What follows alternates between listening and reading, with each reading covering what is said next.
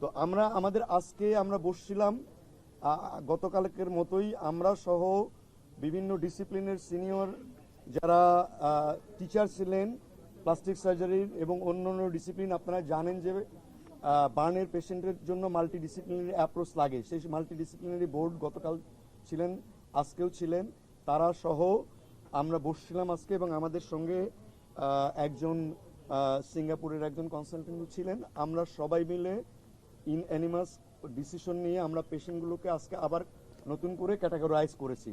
সেই ক্যাটাগরি সম্পর্কে আপনাদেরকে আমরা জানাতে চাই। সেই ক্যাটাগরির মধ্যে আমাদের আজকের যে ফাইনাল আউটকাম, সেটাতে ক্রিটিক্যাল পেশেন্ট আছে এই মুহূর্তে 8 জন, আর সিভিয়ার ক্যাটাগরিতে আমাদের পেশেন্ট আছে 13 জন, আর বাকি পেশেন্টগুলো আছে আরও 23, সেটা হচ্ছে ইন্টারমিডিয়েট ক্যাটাগরিতে। অর্থাৎ মোট 44 জন রোগী এই মুহূর্তে আমাদের ন্যাশনাল বার্ন ইনস্টিটিউটে আছে, ভর্তি হিসাবে আমাদেরকে আছে। এরপরে যদি আপনাদের কোনো প্রশ্ন থাকে, 44 জন পেশেন্ট এই মুহূর্তে আমাদের ইনস্টিটিউশনে ভর্তি আছে। আমরা শিওর, আমাদের ক্রিটিক্যাল ক্যাটাগরিতে মোট আছে 8 জন, আমাদের সিভিয়ার ক্যাটাগরিতে আছে 13 জন এবং ইন্টারমিডিয়েট ক্যাটাগরিতে আছে 23 জন। সিঙ্গাপুর থেকে যে ডক্টর আসছেন এবং রাত্রে আরো 2 জন মানে নার্স আসবে, সিঙ্গাপুরের ডক্টররা এবং আপনাদের সমন্বয়ে কি ধরনের কাজগুলো করতে চাচ্ছেন এবং চ্যালেঞ্জ কি আছে? আচ্ছা, থ্যাংক ইউ ভেরি মাচ। আমরা আসলে আজকে আমরা যেভাবে প্রসিডিংসগুলো করতেছিলাম, আমরা নিজেরা যেভাবে আলোচনা করছিলাম বা পেশেন্টের ম্যানেজমেন্ট করছিলাম, সিঙ্গাপুরের যে ভদ্রলোক আসছেন উনি আমাদের সঙ্গে বসছিলেন।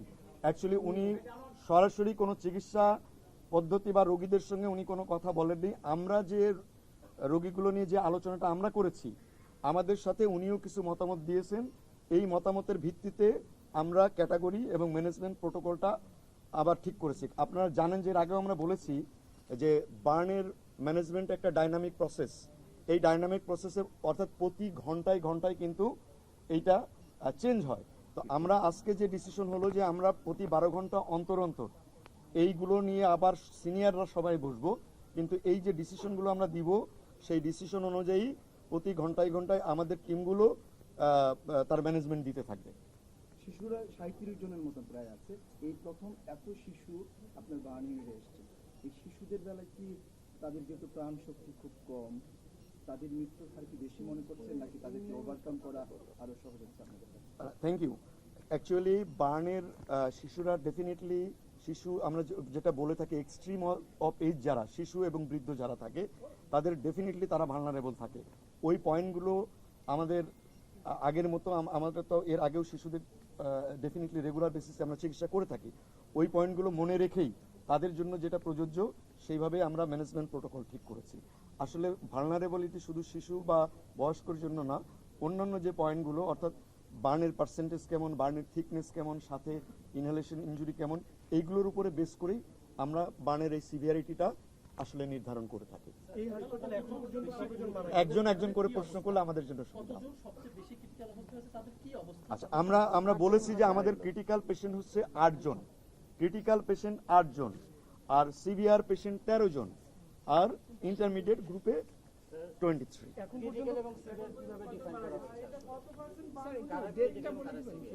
আচ্ছা, একজন ডেথ জানতে চাইছে। আমাদের এখানে এই মুহূর্তে মানে আমাদের গতকাল পর্যন্ত ছিল 10 জন, তারপর গতকাল রাত 12টা 15 মিনিটে আরেকজনের মৃত্যু হয়েছে।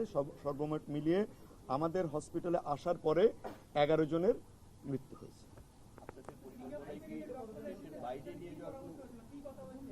আচ্ছা, সিঙ্গাপুর থেকে যিনি এসছেন ওনারা মানে আমরা যে বার্নের প্রোটোকল জানেন যে সারা পৃথিবীতে প্রায় একই রকম।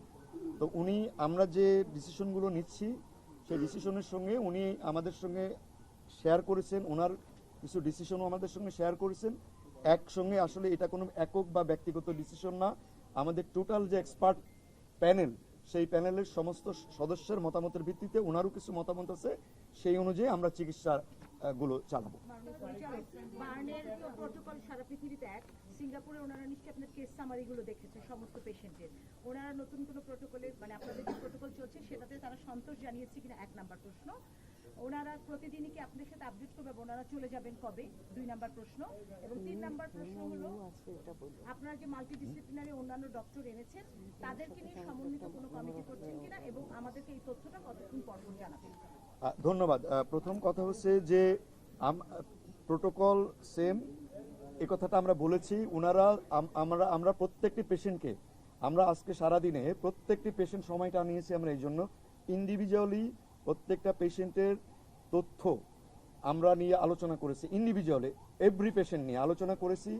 আমরা আমাদের মতামত, ওনার মতামত, এর ভিত্তিতে প্রত্যেকটি পেশেন্টের জন্য আলাদা আলাদাভাবে চিকিৎসা, অর্থাৎ কীরকম ড্রেসিং হবে, কারোর অপারেশন প্রয়োজন হবে কিনা, ওষুধের কোনো চেঞ্জ হবে কিনা, এইগুলো আমরা ক্যাটাগরাইজ করেছি, 1 নম্বর। আর 2 নম্বর হচ্ছে যে উনি কতদিন থাকবেন এই ব্যাপারটা এখনো ঠিক হয় নাই। এই ব্যাপারটা ওনার সঙ্গে আমরাও পরামর্শ করব, উনিও আসছেন। উনি যতদিন আমাদের সঙ্গে থাকতে চাইবেন বা মনে করবেন সেই বিষয়টা আমরা পরবর্তীতে আপনাদের জানাতে পারবো। ভারতের প্রতিনিধি চিন্তা নিয়ে আমাদের সঙ্গে ইনফ্যাক্ট এইটা নিয়ে এখনো কথা হয়নি। এইটা আসলে আমাদের মন্ত্রণালয়, পররাষ্ট্র মন্ত্রণালয় এবং আমাদের স্বাস্থ্য মন্ত্রণালয়ের ঊর্ধ্বতন কর্তৃপক্ষ এই বিষয়টা জানেন। আমি এই বিষয়ে আপনাদের আমাদের যেহেতু একটা এমও আছে, এই জন্য ওরা নিজেও আমাদের সবসময় আছে এই কথা। আপনারা তো স্যার ক্রিটিক্যাল, সিভিয়ার এবং মানে ইন্টারমিডিয়েট, এটা কি ক্যাটাগরির উপর বেস করে এই জিনিসটা করেছেন? আচ্ছা, আমি সংক্ষেপে বলি যে ক্রিটিক্যাল পেশেন্ট বলতে বোঝানো হয় যে পেশেন্টগুলো সবচেয়ে বেশি ইনজুরি এবং ঝুঁকির মধ্যে আছে। এই পেশেন্টগুলোর ক্ষেত্রে আমরা সবসময় বলে থাকি যে এই পেশেন্টগুলোর সম্পর্কে প্রেডিক্ট করা ভেরি ডিফিকাল্ট, তাদের ভালনারেবিলিটি অনেক বেশি। এই পেশেন্টগুলোকে ক্যাটাগরাইজ করি আমরা এই জন্য যে যাতে করে তাদের জন্য আমরা স্পেশাল ম্যানেজমেন্ট দিতে পারি। একদমই মানে এই পেশেন্টগুলোর পরিবর্তনটা ঘন্টায় ঘন্টায় হয়। এখন যে অবস্থায় আছে 1 ঘন্টা পরে হয়তো পরিবর্তনটা আরো খারাপের দিকেও যেতে পারে, হয়তো স্ট্যাটিক থাকতে পারে, অথবা একটু ইমপ্রুভমেন্ট হতে পারে। সেই কারণে এই পেশেন্টের যে কোনো ভালো বা খারাপ নিউজ মুহূর্তে চেঞ্জ হয়। এটা একেবারে সর্বস্তরের আমরা ক্রিটিক্যাল কন্ডিশন বলে থাকি। আর সিভিয়ার পেশেন্ট যেগুলো, সেই পেশেন্টগুলো এটা কিন্তু অনেক ক্ষেত্রে যে পার্সেন্টেজ অনুযায়ী হচ্ছে তা না, এই পার্সেন্টেজ সাথে থিকনেসটা কত বেশি। বেশ কিছু রোগী আছে আমাদের 40%-এর মধ্যে আছে, তারকেও আমরা ক্রিটিক্যালে নিয়ে যেতে হয়েছে, কারণ তার মেকানিক্যাল ভেন্টিলেশনে দিতে হয়েছে এবং সাথে অন্য ইনজুরিও অনেক বেশি।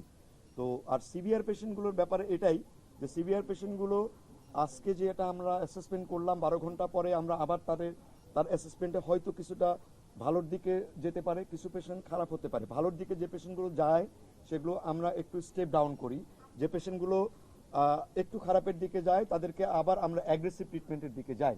সেই কারণে এই ক্যাটাগরিটা করা। আর ইন্টারমিডিয়েট গ্রুপ যেটা, সেই গ্রুপটা আমরা আশা করছি যে সেই গ্রুপের পেশেন্টগুলো হয়তো দ্রুতই ভালোর দিকে যাবে, কিন্তু এদের মধ্যেও যদি কোনো একটা ইনফেকশন হয়ে যায়, সেপসিস হয়ে যায়, তখন কিন্তু সেটা আবার সিভিয়ার ক্যাটাগরিতে চলে যাবে।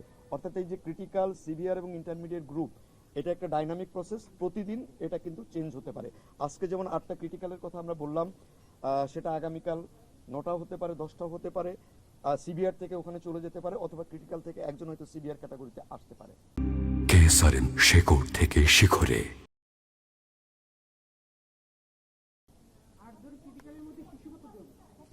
আমাদের এখানে শিশুই বেশি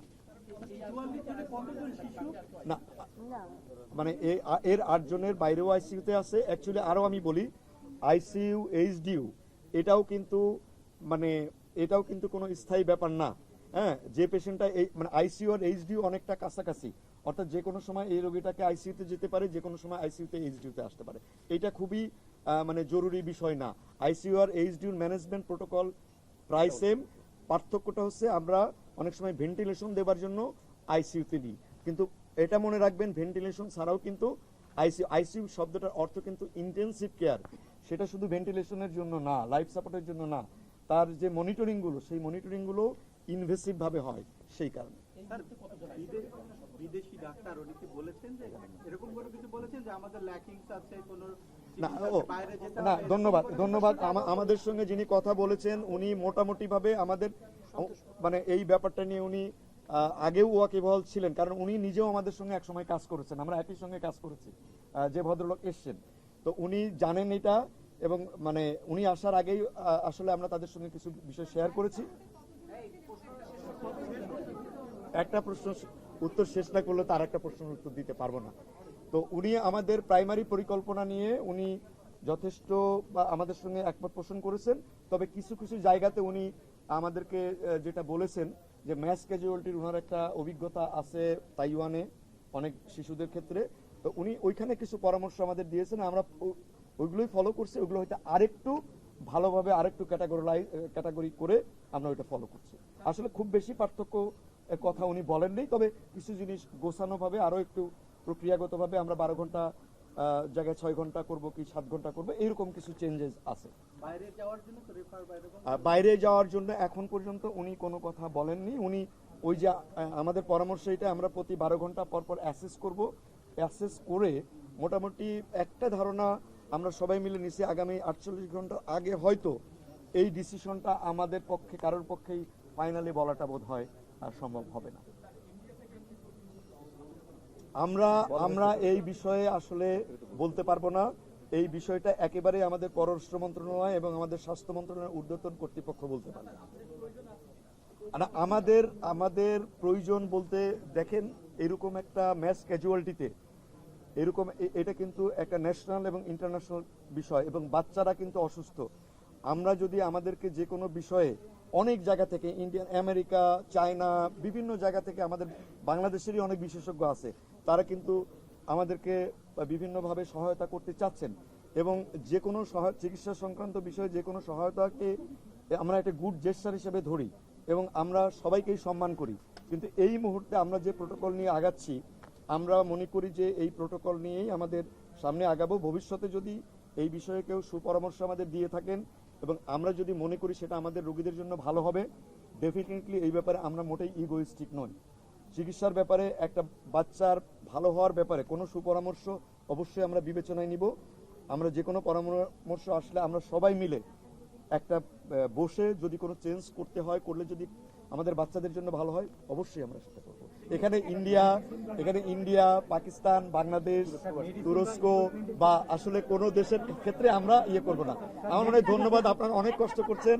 আমরা আবার আপনাদের সঙ্গে কথা বলবো। মেডিসিনের ক্ষেত্রে স্যার কোনো প্রবলেম ফেস করছেন কি না না না না প্লিজ স্লিপ। হ্যাঁ শিওর।